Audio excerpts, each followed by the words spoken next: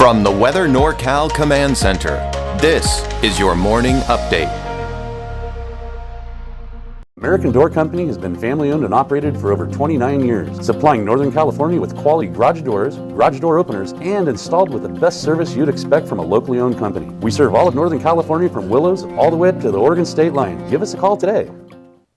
Happy Friday morning to you. I'm Chief Meteorologist Mike Kruger. Let's take a look at those chain requirements here. And of course, just want to remind you that as I'm recording this is what it looks like early this morning. You can see the chain requirements we have out there. This is a moving target. Chain requirements is always a moving target based on conditions. However, with the leftover snow and the icy conditions out there, Caltrans and CHP is just wanting to be extra cautious and make sure that you are carrying chains to play it on the safe side. It's going to be slick out there, especially east of I-5. Now, conditions will be changing, and in fact getting worse, especially as we go into tonight and into tomorrow, which we'll get into that here. Here's a look at the weather headlines. Next storm arrives this afternoon and evening. So I'm expecting the brunt of the storm to actually be sometime tomorrow morning. But then even going through the afternoon tomorrow, we're still looking at some pretty heavy rainfall and gusty winds and snow in the mountains. And there's a lot to talk about here this morning. More travel delays and chain requirements are definitely in the forecast, including places like Buckhorn Summit, at least for a brief period of time with the storm. And then not to mention north on I-5, especially near Mount Shasta City, as you start getting above, say, 3,000, 3,500 feet. Drier and slightly warmer as we go into Sunday and into early next week. In the long range, I'm seeing some discrepancy in the long range forecast models and have seen that discrepancy for a while. We'll talk about that in a little bit more detail here in a second. You see a bit of a spin, and I was talking about this yesterday. We saw this big mass of clouds, the main area of low pressure spinning to the north, but now we're starting to see the storm begin to take shape. If you notice, we're starting to see a bit of that spin right here. Now we're going to watch all of this just kind of do a little something like this. We've got a weak ridge of high pressure. It's weak, but that's kind of where the jet stream is going, and it's kind of going to start to move over our direction. All right, so let's take a look at futurecasts. Let's walk you through the timing of all this. If you have plans today, I think you're going to be okay. You don't have to worry about it, minus, of course, those chain requirements we do have east of I-5. It will be slick out there throughout the day today. Here's noon. We begin to see the showers in the main band, or the first band of rain, to kind of approach. But we're not going to really see a whole lot. I mean, there may be a few flurries here and there for Siskiyou County, a few light showers for northern Humboldt and Delnor County, but the first half of the day is looking fairly dry. Now, look what happens as we go through the afternoon today. We're beginning to see everything begin to be a little bit more widespread. Moderate rainfall for the coast, moderate snowfall, light to moderate snowfall for the mountains. Now, what I will mention here is we still have the colder air in place, and I do anticipate the potential for some problems on Buckhorn Summit, not to mention on I-5, as we go into the evening hours tonight, okay? And then, of course, we start to see some of the snow making its way eastward, but we're really not seeing that much at this point. Now, when we look at this, you can see as we go overnight, once again, I anticipate that Buckhorn Summit tonight may have some issues with chain requirements. So just be aware of that. Maybe even near Oregon Mountain, but I think at that point, we might be a little too low on that elevation. I think it's going to be mainly Buckhorn Summit that we've really got to keep our eyes on. Also on I-5, and obviously east of I-5. I mean, that's where we have a lot of those higher elevation mountain passes. And so we take a look at Saturday morning, 6 a.m. You see how we're seeing a second bigger push of moisture coming in. So this is when we anticipate to see some of the heaviest rainfall along the coast, is late tonight and early tomorrow morning. Now notice what's happening. We're beginning to see kind of a rush of warmer air move in as well. So now I think it's all going to be in the form of rain on Highway 299. Now, one thing I will mention is this. With the heavy rainfall, I'm not anticipating there to be problems with chain requirements, but I'll tell you what, when you've got that heavy rain, even gusty winds at times, that can create problems. And on top of that, we can't rule out the potential for mudslides and debris flows. Ground is very saturated, so we've got to be on the lookout for that as well. Now, what we're seeing here is we're seeing, again, a warmer push of air. So you have to start getting closer to, say, southern Siskiyou County before you start maybe still seeing a lot of those chain requirements, not to mention on Highway 89. Maybe you're heading out to the ski park. There's going to be some snow up there, a lot of snow actually. But you see how we're seeing less and less blue here, especially to the west here, because again, it's a warmer push of air. We're still only at Saturday morning. Now we're getting to Saturday at noon, and we're seeing some heavier snow, especially in the higher elevations of northern Trinity County. But again, here's the Highway 299 corridor. You see how we're just not seeing snow, but more in the form of rain. But now we're starting to see some of the darker shades of blue indicating heavier snow at the noon hour as you start heading north and to the east. And not to mention, by the way, we're starting to see some of that heavier rainfall for the valley as well. Okay, now we take you into 3 p.m. tomorrow. You see how we're seeing another round of some heavier rainfall, but we're now on the back side of the storm. You see how we're seeing snow, it's just not widespread. But there are going to be some pockets of heavy snow up north. So I think there could continue to be problems and issues through the day tomorrow north of Reading on I-5. Okay, so just be prepared for the fact that you may be running into some issues here on I-5 throughout the day.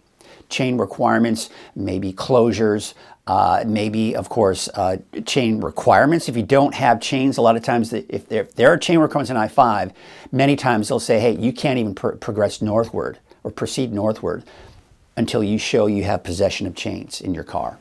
That's what they've been doing here lately, here the last several weeks. Okay, so now we go into Saturday, 5 p.m. Now we're seeing the main storm kind of begin to push out, but there's still some leftover activity here as we go into Saturday evening and Saturday night. But by the time we get into Sunday morning and Sunday, it's dry. Now, I'll say this, I-5 westward, I think everything will be okay. However, I think, especially Sunday morning, there may still be chain requirements on Highway 36 in southern Trinity County, and I think there'll still be a lot of chain requirements east of I-5, despite the fact that it's not going to be snowing at that point. And there's a very good reason for that. Of course, we have that leftover snow. And I kind of backtrack now. We may not be looking at chain requirements over in southern Trinity County because we're seeing those higher snow levels and it may be harder for that snow to stick. So just looking at those wet roadways there. All right, flood alerts. Yeah, we're talking about the potential for some flooding here. So that's mainly for Del Norte, Humboldt counties. We could be looking at, it's mainly, the timing of it is going to be this evening through Saturday night. Creeks and streams may rise above their flood banks. Poor drainage in urban areas, so especially you want to make sure that all of the leaves are out of the gutters and we don't have any of those clogged drains, right? And bottom line, right, because a lot of the low-lying areas could be looking at flooding as well. You know the phrase, right, turn around, don't drown. If you can't see the bottom of the road, you don't want to go across that road. All right. Let's take a look at those forecast rainfall totals. Here's the reason why there's that flood advisory, right? You can see anywhere from 2 to even upwards of 3 inches of rain and maybe even over 3 inches of rain in Crescent City. Okay, now we take a look at the valley. Obviously, we're going to get about half of what they're going to see on the coast, but still some good rain coming out of this. I'm anticipating on average an inch, give or take. We could see probably over an inch in Reading, but maybe around an inch or just below an inch in Chico. And as you start heading south of that, not as much. And then, of course, not as much as you start heading off to the east as well. All right, we're going to switch gears now. We're going to talk about the winter weather. The pink is a winter storm warning. The purple is a winter weather advisory. What those mean doesn't matter. What we want to look at are the impacts of the snow, right? And we were talking about that. Dangerous driving conditions, blowing snow. We're going to talk about the winds here in a second. And whiteout conditions with that blowing snow could create even more dangerous driving conditions, and chain controls, possible closures, especially on I-5. Something to think about here for tomorrow.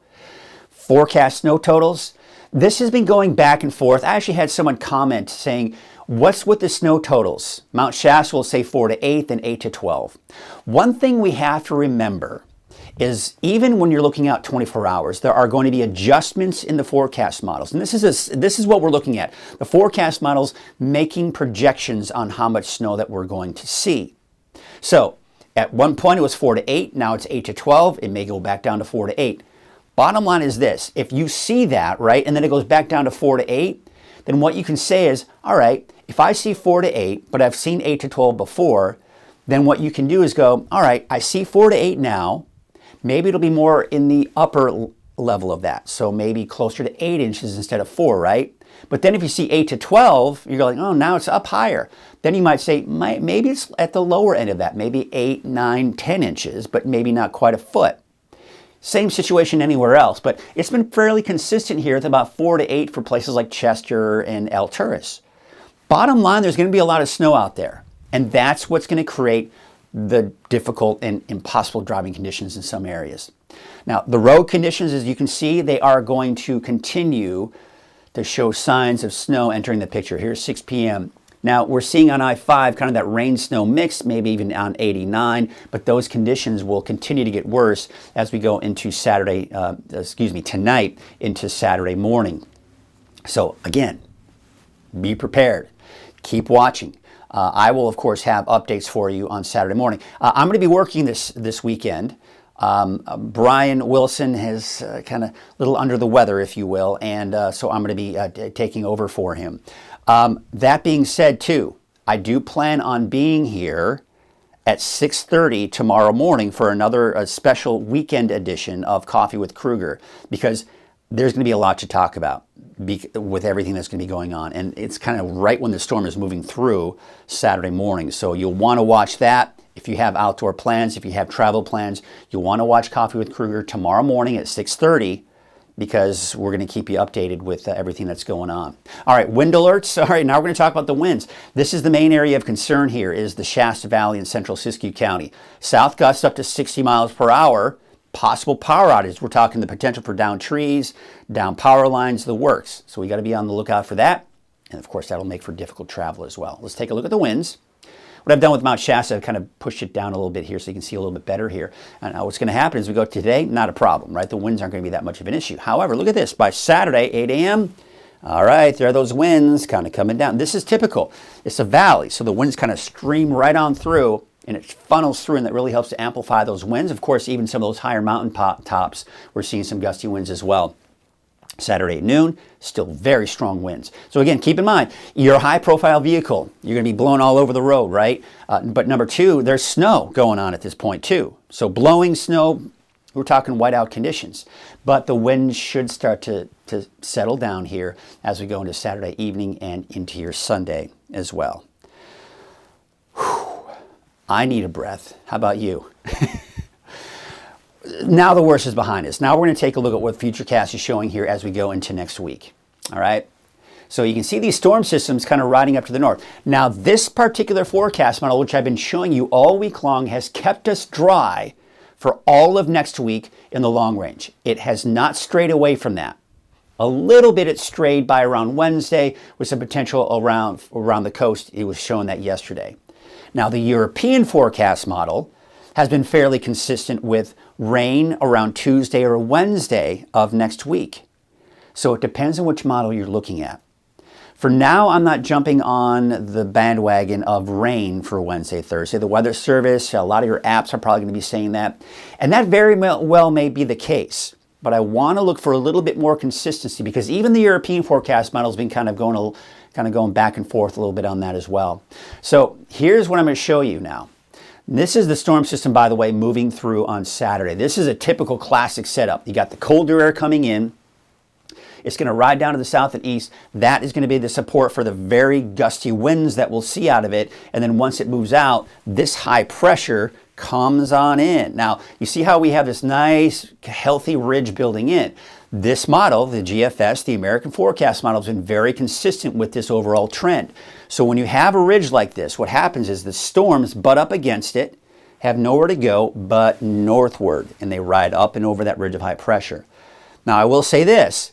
The European forecast model is also showing a ridge much like this, okay? But what it's showing is a much weaker ridge. So if you have a weaker ridge, these storms go up and over, right? So if you have a weaker ridge, then maybe, of course, it could come into the Northern California as well. So it really depends on the strength of this ridge for next week. The stronger the ridge, the warmer it's going to be, and the drier it's going to be. The weaker the ridge, the cooler it's going to be, and the potential for some rain as these storms ride over that ridge. So something to keep an eye on. Of course, I'll be keeping an eye on for you. But as I mentioned, as we kind of look out this far, you know, I've given you a heads up that if you do have plans mid next week, there is this slight potential for rain. But for now, I'm not really setting that in stone.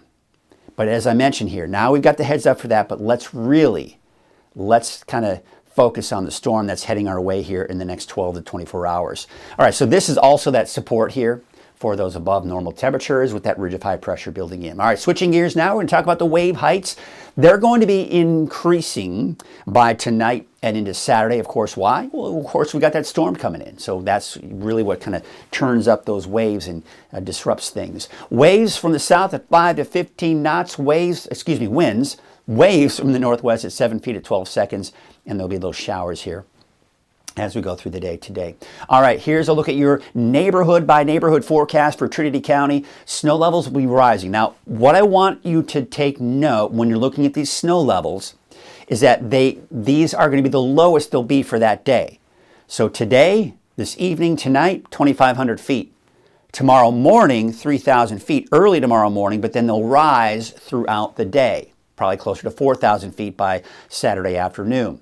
And then, of course, it dries out for your Sunday, Monday through Thursday. Temperatures today, looks like mainly in the low 40s.